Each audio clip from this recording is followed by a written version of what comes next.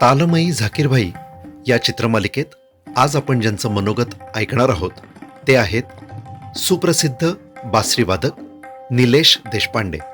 निलेश देशपांडे झाकीरबाईंविषयी बोलताना म्हणतात, आज आपण अशा एका महान कलाकाराबद्दल बोलत आहोत ज्यांनी तबल्याला अक्षरशः ग्लोबल स्टार बनवलं.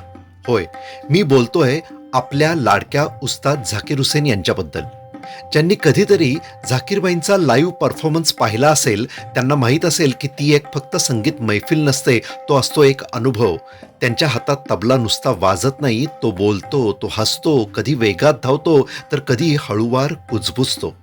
किती सहजपणे ते एका क्षणी पंडित रविशंकर यांच्याबरोबर शांत खोलवर पारंपरिक साथसंगत करतात, तर दुसऱ्या क्षणी एरिक क्लॅप्टन किंवा मिकी हार्ट यांच्याबरोबर रॉक किंवा जॅझ मध्ये फ्युजन करतात. खरंच झाकीर साहेबांची कला कुठल्याही सीमेत बांधलेली नाही. त्यांनी सिद्ध केलं की संगीत ही एकच भाषा आहे. उस्ताद झाकीर हुसेन यांच्या संगीताचे संपूर्ण जगात खूप फॅन आहेत. तसाच मी सुद्धा एक खूप मोठा फॅन आहे.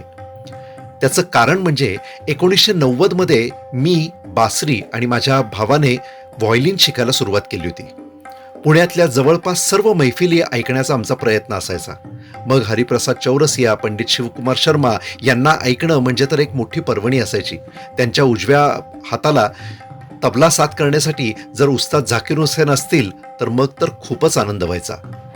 अनेक वर्ष जेव्हा शक्य असेल तेव्हा त्यांना ऐकलंय आणि एक विलक्षण जादू अनुभवली आहे.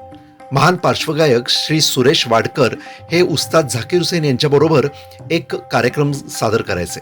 जगभरात त्यांचे अनेक कार्यक्रम खूप गाजले. 2022 मध्ये काही कारणांनी त्यांच्याबरोबरचे काही कलाकार उपलब्ध नव्हते. ते इतर वादकांच्या शोधात होते. या कार्यक्रमासाठी त्यांना कीबोर्ड आणि बासरीवादक हवे होते. बासरीवादक अमर ओक यांनी केदार परांजपे आणि माझं नाव सुचवलं. आमच्याकडे अमेरिकेचा विजा होताच आणि सुरेशजींच्या बरोबर आम्ही पुण्या मुंबईसह गोव्यातही अनेक ठिकाणी कार्यक्रम केले असल्यामुळे त्यांना आम्ही माहीत होतो. त्यांनी लगेचच केदारला फोन केला आणि आम्हाला दोघांनाही अमेरिकेत येण्यास सांगितलं. पण आमच्यासाठी टेन्शनची एक गोष्ट होती बरं का. ती काय, तर उस्ताद झाकीर हुसेन यांच्या बरोबर आम्ही वाजवणार होतो आणि हे आम्हाला ज्यावेळेस कळलं त्यावेळेस आम्ही खूप घाबरलो होतो. अमेरिकेत पोचल्यावर पहिल्या 2 कार्यक्रमात स्वतः उस्तादजी नव्हते, त्यामुळे आम्हाला तसं टेन्शन नव्हतं. पण ज्या कार्यक्रमात ते होते त्याच्या आदल्या रात्री आम्हाला अक्षरशः झोप लागली नव्हती. मग तो दिवस उजाडला. आम्ही थोड्या आधीच तिथे जाऊन पोचलो होतो. साऊंड चेक वगैरे सगळं सुरू झालं होतं आणि अचानक विंगेतून स्वतः उस्ताद झाकीर हुसेन स्टेजवरती आले. आम्ही ताडकन उभे राहिलो. त्यांना नमस्कार करून आमची थोडक्यात ओळख सांगितली. मग त्यांनी संपूर्ण स्टेजचाच ताबा घेतला. त्यांना हवा तसा साऊंड चेक केला आणि आमचा साऊंड चेकसाठी सुद्धा खूप मदत केली. सुरेशजींच्या काही गाण्यातले म्युझिक पीसेस आम्ही जसेच्या तसे वाजवत होतो. त्यातील काही पीसेस उस्तादजींना माहीत नव्हते, तरी देखील ते आमच्या बरोबर अंदाज घेऊन आमच्या पीसप्रमाणेच ते आम्हाला साथ करत होते. आता हे आमचं भाग्यच हो. कधीतरी आम्हाला सोलो वाजवायला सांगायचे आणि आमच्यासोबत इतके अप्रतिम साथ करायचे की आम्हाला अजून खुलवून वाजवायला आवडायचं. कार्यक्रमानंतर आमच्यासोबत जेवण करणं, चहा पिणं, भरपूर गप्पा मारणं, ते सोनेरी क्षण आम्ही आमच्या हृदयात अतिशय जपून ठेवले आहेत. कार्यक्रमानंतर अनेक रसिक प्रेक्षक त्यांच्या भोवती कोंडाळा करून फोटो, सेल्फी, ऑटोग्राफ इत्यादीसाठी त्यांना त्रास द्यायचे. पण ते कधीही न चिडता सर्वांना प्रेमाने वागवायचे. ग्रुप फोटो करता जेव्हा ऑर्गनायझर त्यांना विचारायचे तेव्हा ते आवर्जून आम्हाला सुद्धा त्यांच्या शेजारी उभे करायचे आणि म्हणायचे की आपण तर सगळे एकच कलाकार आहोत ना. त्यांच्यातील माणुसकी आणि इतका मोठा कलाकार असूनही प्रचंड विनम्रता आणि त्यांची ती मन जिंकून घेणारी स्माईल, परफॉर्म करताना त्यांचा तो पॉझिटिव्ह वाईब आणि श्रोत्यांशी साधलेला अद्भुत संवाद, सगळंच अद्भुत. उस्ताद झाकीर हुसेन या थोर कलाकाराला माझे खूप खूप विनम्र अभिवादन.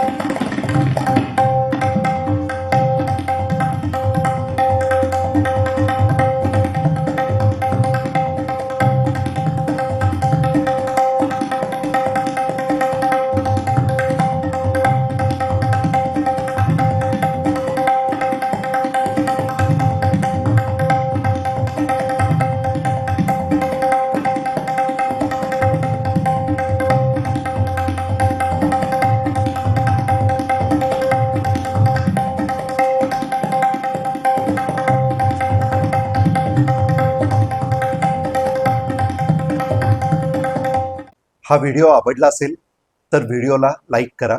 तुमच्या सगळ्या मित्रमैत्रिणींना आणि नातेवाईकांना हा व्हिडिओ जास्तीत जास्त शेअर करा आणि अमोल काळे या माझ्या यूट्यूब चॅनलला नक्की सबस्क्राईब करा.